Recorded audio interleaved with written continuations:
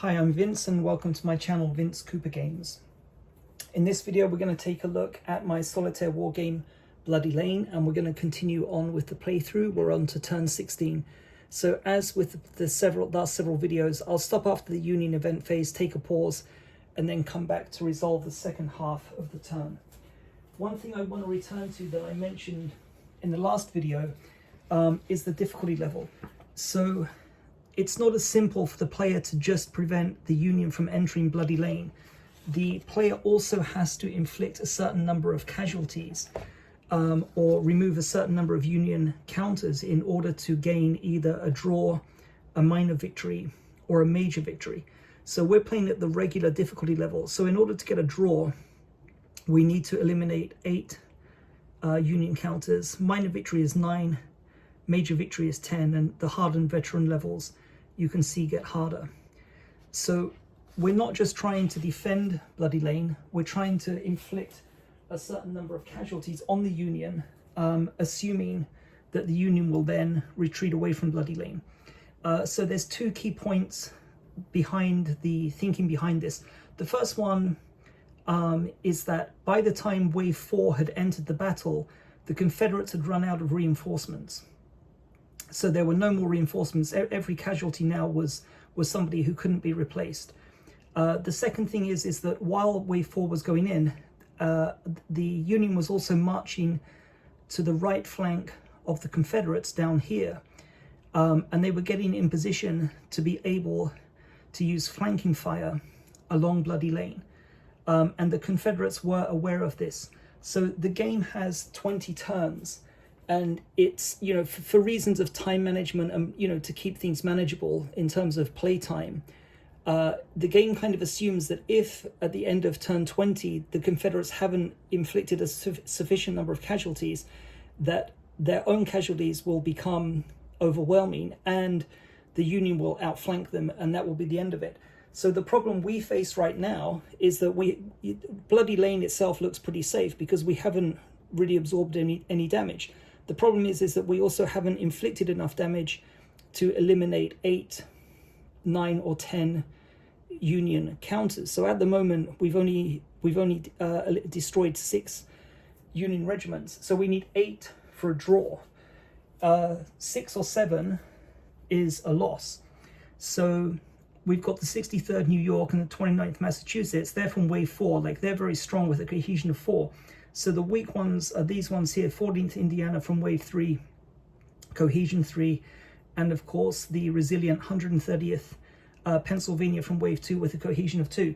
So in the remaining turns, we really want to try and get rid of these 2. I don't think realistically we're going to be able to get rid of the 63rd New York or the 29th Massachusetts. So hopefully what I'm aiming for is to destroy 8 Union regiments, and that will give me a draw. But it looks like even a minor victory is not going to happen. So if you go back over the previous videos, there's been a lot of kind of unlucky rolls. So that's kind of like starting to catch up with us now.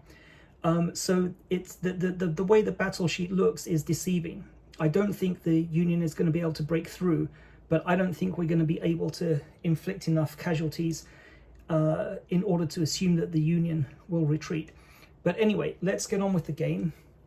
So we'll start off with, as always, with the supply phase. So down here, the ammunition token is now resolved. The ammunition token gives us 3 points of mini-air ball value, which we can distribute in any way we want. So we want to get these guys up to 3. So that's 2. And then we'll get the 14th North Carolina also up to 3. So that's +1. So that's 1, 2, 3. The ammunition token is resolved. Remember, the ammunition and the reinforcement tokens are limited in supply. The ammunition, there's only 5 available. Reinforcements, there are 3. So we're going to scratch off one of the ammunition tokens. Okay, and then the rest of the tokens move 1 to the right. So orders comes to here, reinforcements comes to here. And I suppose we might as well make use of it. We'll put the ammunition token there. Okay, and that concludes the supply phase. Okay, reset Confederate artillery phase. Okay, so yeah, so okay, I'm I'm going to choose to hold fire. So I'm going to remove the artillery reloading tokens and put an artillery ready. So you can see here already one of the right battery has been lost, and these guys are down to a battery strength of 1. They've fought a very good battle to survive this far into the game, to be honest with you, but I want to protect the reinforcements token and the ammunition token. So that's the reset Confederate artillery phase. So Confederate artillery phase, so I'm going to hold fire, so I'm not going to place an artillery reloading token on them, and this will indicate that the Union will direct their fire against the supply line. So nothing to resolve in the Confederate artillery phase. Next is the Union artillery phase. So yeah, because I held fire, Tompkins and Tidball will both fire upon the supply line. They're going to target the orders token first. So the orders token is in box S3, so we use the rightmost target number, which is 2 to 3 on 2d6. 1, 2, 3 batteries from Tompkins first. 2 to 3 is a hit. That's a 7 and a miss. That's a 10 and a miss. That's a 7 and a miss. Okay, Tidball, always 3 attacks. Same thing, 2 to 3 for a hit. 4, that was close, but lucky, missed. Attack number 1. 6, attack number 2 is a miss. And last attack from Tidball is a 7, so a miss. Okay, so the orders token is going to make it along the supply line. Okay, so that's 6 attacks from the Union artillery. That concludes the Union artillery phase. Union event phase. We're on turn 16, so we're going to use the events from column B now, a little bit harder. So 4d6 4 times and resolve the event as it comes up. So event number 1, 4d6. Okay, and we get a 15. So we're going to take a look down here. 15, column B is a reform. Write down the turn number here to keep a record. So only one Union counter has a cohesion less than its maximum value, which is the 5th Maryland. So 1d6, 1 will restore 1 point of cohesion. We get a 3, no effect. Okay, Union event number 2, 4d6 again, get a 14. Column B is a light fire event. Okay, so light fire, roll 1d6, 1 reduces cohesion by 1 of a random Confederate target. So 1d6 will be a hit, 1 on 1d6 will be a hit, and we get a 4, so no effect.